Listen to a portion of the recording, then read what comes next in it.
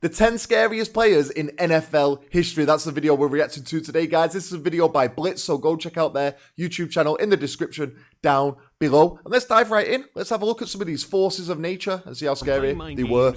Let's go. To delivering career-ending hits, a special group of players have kept opponents up at night with their terrorizing behavior. These are the 10 scariest players in NFL history. One of them was like a WWE move No there. other player had a more iconic way of instilling fear in the eyes of his opponents than Ray Lewis. And he did it before Ray. the game even started. He's a Raven. His pre-game entrance was a declaration of war. Ray the Raven. From a guy who said that every time he stepped on the field, he was Maximus from... My man's got like a hacker. If you've been watching the rugby, you see the New Zealand players and the Fiji players, they do a hacker. Gladiator. As Lewis would emerge from a smoky tunnel with fire Sack playing blazing against all him, no around chance. him before partaking in something that looked like a scene from his favorite movie, opposing teams shuddered. When that whistle blow, we unleash hell today.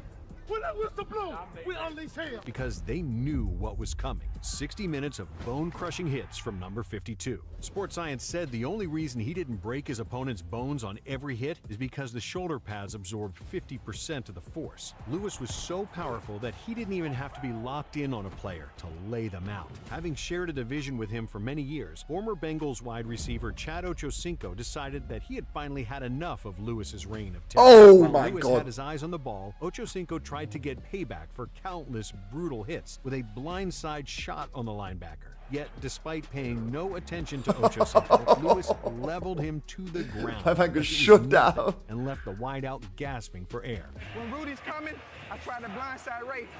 He ran me over. Consider it a lesson to never test one of the most vicious to ever do it. He Ray? wasn't looking and still ran through me. And unfortunately, the concussion set in. I tried to pretend like nothing happened. Along with making every hit count, it wasn't just quality over quantity for Lewis. To this day, he is still the NFL's all-time leader in career solo and combined tackles. Mad. With 1,568 and 2,059. Yo, that's a lot of souls he's taken. This is war mentality is definitely something that the terrorizing Jack Tatum could relate to, but there was nothing even remotely close to civilized about his play. We got some Tatum blurry developed footage. a reputation for being absolutely ruthless with his hits, and sometimes even crossing the line. Because of this, he became known as the Assassin, and for good reason. Fiercest hitter at safety ever, and Jack Tatum, aforementioned by me, fiercest hitter in the game. assassin. Yep, the assassin. During a The Assassin. 1978 preseason game, on an incomplete pass over the middle, he paralyzed Patriots wide receiver Darryl Stingley from the chest down. Not only were people furious that Tatum paralyzed another player, they couldn't believe it happened during a meaningless preseason game. Damn, To make that's matters not worse, Tatum never apologized. Yo, for in it. that, I just like was that John Madden? Is that who that is? He's on the cover any of the NFL games. Have I just made a blunder there? I don't know if I've just got that horribly wrong. wish Daryl, I a don't know. full speedy recovery and send him my best wishes. And even went as far as saying this: I understand why Darryl is considered the victim, but I'll never understand why some people look. What do you mean at me considered as the villain." victim? You While this paralyzed the response may guy. come as a bit of a shock, Tatum's idea of a good hit shed some light on his approach to the game. My idea of a good hit is when the victim wakes up on the sideline, train whistles blowing in his head. I like to believe that my best hits border on felonious assault. Yo, these guys are crazy. My man's in, well, he's not in the wrong sport. He's in actually the right sport, but he should be a boxer or something. My God. Blowback, Tatum refused to change his hard-hitting ways. A year after it, he was face-to-face with one of the game's most powerful running backs in Earl Campbell. Tatum met him head-on at the goal line. And even though Campbell managed to stumble into the end zone, the collision left a I bet you got lasting away with a lot The more lick I back then took as well, from didn't Jack you? Tatum, that's the only time I ever felt somebody hit me, Campbell said. A shock went down to the heels of my feet, and it burned. When I was standing on my head in my end zone, nobody knew this, but I was thinking, something's wrong. A year later, one of Campbell's doctors watched the collision and believed it CTE. caused him spinal problems that plagued him long after his career was over.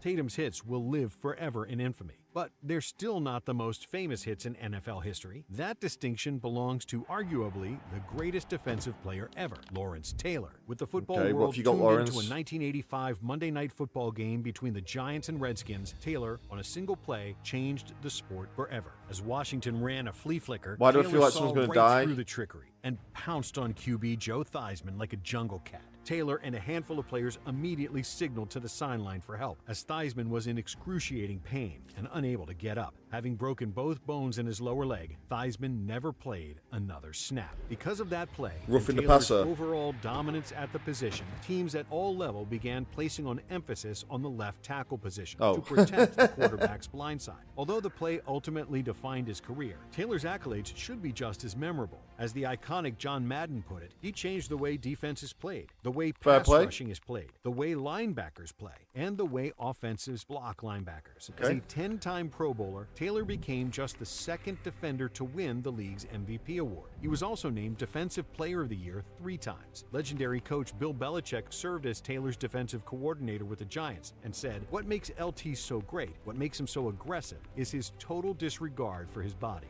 Belichick even went as far as to declare him the best defensive player he's ever coached by a good margin. And while Obviously, none of you guys have ever coached these people, but you guys obviously know a lot about football, so let me know down in the comments who you think the best defensive player ever is. We always give the offensive guys a lot of credit here on this channel. We're always watching QBs and running backs, wide receivers, all that good stuff.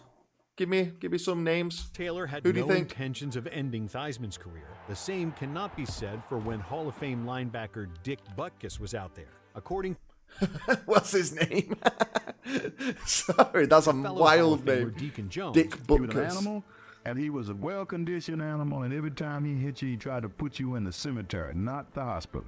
this savage playing style and mindset came from Butkus's unique warm-up routine. When I went out on the field to warm up, I would manufacture things to make me mad, he said. If someone on the other team was laughing, I'd pretend he was laughing at me or the Bears. I'd find something to get mad about. I shouldn't have joked about his name. I'm sorry, Dick. I'm sorry, always man. worked for me. But opposing players were definitely never laughing at Butkus, because in reality, they were deathly afraid of him. Told me he was going to kick my... You know what? The first time I ever played against him, my rookie year. As former Packers running back MacArthur Lane once put it, if I had a choice, I'd sooner go one-on-one with a grizzly bear than with Butkus. I prayed that I could Come get on up now. every time Butkus hit me. In addition to laying the boom on guys like Lane, Butkus led one of the NFL's all-time greatest defenses and tackles for 8 straight seasons. Jack Lambert was another linebacker in charge of one of the league's most terrorizing defenses ever, serving as the face of the Steel Curtain. And it was an unforgettable face, to say the least. Missing his 4 upper front teeth, Lambert's God. toothless snarl was the perfect representation of his Looks playing like something style. out of Elden Before Ring. becoming a legend, John Elway in his first career game had to go up against Lambert's Steelers. It was a moment that Elway would never forget, and one he couldn't wait to end. He had no teeth and he was slobbering all over himself, Elway said. I'm thinking, you can have your money back, just get me out of here. I can't tell you how badly I wanted out of it. Nicknamed Dracula in cleats, Lambert's motto was, we're the Pittsburgh Steelers. We're supposed to be the intimidators. He did Doesn't Dracula need his teeth, though?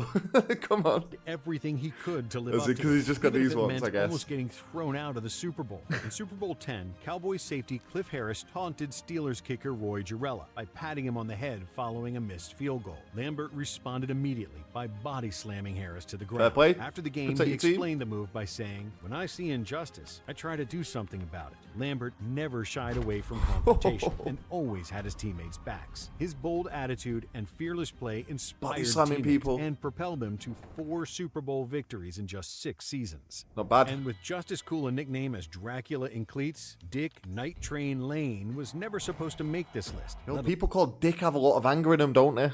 I wonder why. Somebody giving him a name like Dick. Does Dick mean the same thing in America as it does in England? Or am I just tripping here? Alone play in the NFL. Lane played just 1 season of junior college football before serving in the U.S. Army for 4 years. After being discharged from the Army, he happened to pass by the Los Angeles Rams office on his bus ride to work. Despite a total lack of experience playing the sport at a high level, Lane decided to stop in and asked to try out as a receiver. The team was so blown away by his raw athleticism that they gave him a spot. Lane eventually switched to defensive back, That's and the Rams mad. quickly fell in love with his ferocious playing That wouldn't style. happen in this Didn't day and take age, long would for it? the rest of the league to become familiar with this, as the NFL had to create rules against Lane's brutal tackling style. He became known for wrapping players around the neck or grabbing their face mask and slinging them to the ground. People started calling the move the Night Train Necktie. In 1961, he tackled John Arnett by the face They give him like serial killer nicknames, don't they? mask while he was running at full speed and left him lying Jesus. motionless on the field. The next year, the NFL made a rule prohibiting grabbing the face mask to make a tackle. They later banned a tackle around the head and neck, or what was called a clothesline tackle, largely because of night train. For Lane, there was no malicious intent with it, explaining, "My object is to stop the guy before he gains another inch. I'm usually dealing with ends who are trying to catch passes, and if I hit them in the legs, they may fall forward for a first down. There's nothing I hate worse His than logic's a first right. down." In addition to wreaking havoc with his Oh tackling my style, God, Lane though. was also a menace as a ball hawk. To this day, he still holds the NFL record for most interceptions in a season with 14, somehow doing so in only 12 games. But Lane isn't the only player on this list who also finds himself all over the NFL record book. And while most people associate scary football players with defenders, this guy actually played on the other side of the ball. Throughout his career, Jim Brown made sure that the opposing team always saw him in the warm-ups. Big Jim. He said, knowing that they'd been told all about me all week and how they'd have to watch out for me and how they'd have to plan to stop me and gang tackle me, I challenged them by saying, "This is the guy, man. Take a look. Here it is, right now. 232 pounds, 6'2". I can beat you in a 40, and I got attitude. The attitude is, you're going to hit me, Yo, I'm going to hit it's you." like Muhammad Ali of Be football, this mistaken guy. for an arrogant mindset by Brown was a well-earned, confident swagger. He knew that he was nearly impossible to bring down, as he led the league in rushing in 8 out of his 9 seasons. Unfortunately for Brown's opponents, this unbelievable feat wasn't just the result of him just outrunning them. Saying that he viewed football as the closest civilized thing to war, Brown would often bulldoze his opponents. His famous line was, "Make sure when anyone tackles you, he remembers how much it hurts." And his opponents sure did remember it, as Brown set the all-time record for most Just career running through rushing people? yards with 12,312, yards per carry with 5.2, and rushing touchdowns with 106. It's been more than 50 years since he retired, and his record of career rushing yards per game still stands at 104.3. Not only has it stood the test of time, but no other player has even cracked the 100 yards per game mark since. And while I still struggle to understand why anyone would actually want to play football apart from being a quarterback. I fail to understand the need to just get destroyed on the pitch. It's got to hurt, man, surely. I know you wear padding, but my God, if you imagine facing one of these guys. Why are you doing that? The money'd be nice, but I bet they weren't even getting paid that well back in this day. Brown was always a There's superstar maniacs on on the a gridiron. field. James Harrison's journey to making this list is a true underdog story. undersized at only 6 feet tall, Harrison was released 3 different times as a rookie. But instead of giving up on his dream, he used those setbacks as inspiration and fuel to become one of the strongest and most durable players the game has ever seen. It also led Harrison to never taking his foot off the gas I on love the a field. leap. My objective when tackling someone was to put them out of that game. I didn't want to injure them, but I wanted them to hurt. Even if he was going up against a close friend. In the same 2010 game against the Browns, Harrison knocked out 2 different Cleveland wide receivers, in Josh Cribbs and Mohamed Massaquoi. Describing his approach, Harrison explained, "I tried to hurt people. I never tried to injure anyone. I tried to hurt people. I wanted them not to be able to finish the game. When I It's literally the definition of an injury, my man. hit my homeboy Josh Cribbs, I felt like when I hit him, that hurt. I want to be able to say, I got you."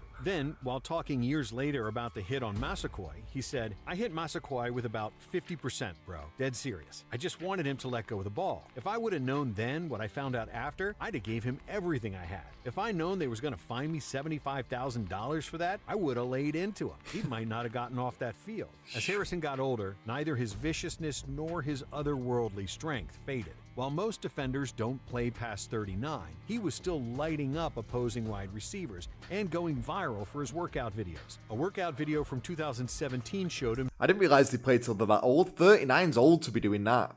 I'm almost 30, and I play football, and I wake up the next day, not this football, soccer, and I wake up the next day feel like I've been hit by a train. How do these guys feel, man? doing 675-pound hip thrusts, hang cleans, and reverse lunges at 315, 405-pound decline presses, 225-pound overhead triceps extensions, and 1,800-pound sled pushes. Another player who used superhuman strength to become a total nightmare for opposing teams was Reggie White. As former Eagles wide receiver Mike Quick put it, he could take a 320-pound man and just toss him like it was nothing. The funniest thing is to see a 320-pound man just being tossed.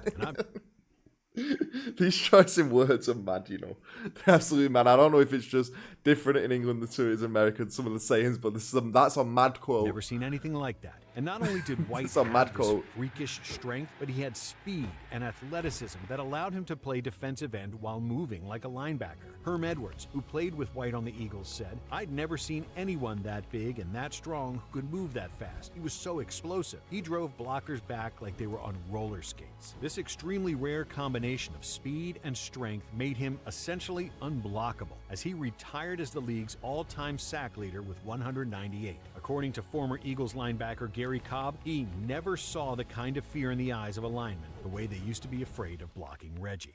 And similar to White, the final player on this list also relied on a unique combo of speed and strength. But standing at 5'11" and weighing 244 pounds, Earl Campbell that's a shouldn't have dense been man. able to do what he did. Being that thick and condensed, it was no surprise that he could and would often run defenders over, punishing them with his aggressive play. But the crazy thing about him was that he was just as fast as he was strong. People his size aren't supposed to have 4.6 40-yard dash times. Campbell ran angry out there, and with his massive 36-inch thighs, he never went down without a fight. The team's equipment manager joked that they made 4 sizes of thigh pads: small, medium, large, and Earl Campbell. No moment shows just how powerful Campbell was than a play from when he was only a rookie. He met Rams All-Pro linebacker Isaiah Robinson in the hole with a head-on collision that left the defender flat on his back. Campbell then shredded another tackler who held on for dear life and was left with nothing but a piece of his jersey as Campbell kept charging forward. He was a human wrecking ball out there, just demolishing opposing defenders. Legendary Steelers linebacker Joe Green claimed that Campbell could inflict more damage than any other running back he's ever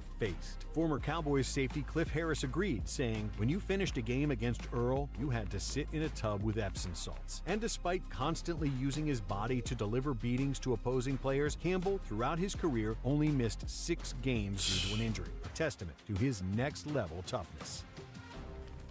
Okay, there we have it, guys. The 10 scariest players in the NFL. Let me know if any of you guys saw these people play. Some of them seem like they were from a long time ago, but I'm not sure. I'm not sure. You guys might have seen them. You might not have. Let me know who is the scariest person you have seen play if it's not one of these. And also, why do you play football? If you play football, just tell me why you do it. Why do you put yourself through it? Unless you're a quarterback, I get that. Or a kicker. They don't have it that bad. But the rest of the positions, why do you play this sport, man? I understand why you watch it and you go to games, because it is like a war on a pitch. It's fun to watch. You're not going to catch me on a football field anytime soon, anytime ever. Hope you guys did enjoy this video. I'll see you for the next one. Take it easy. Peace.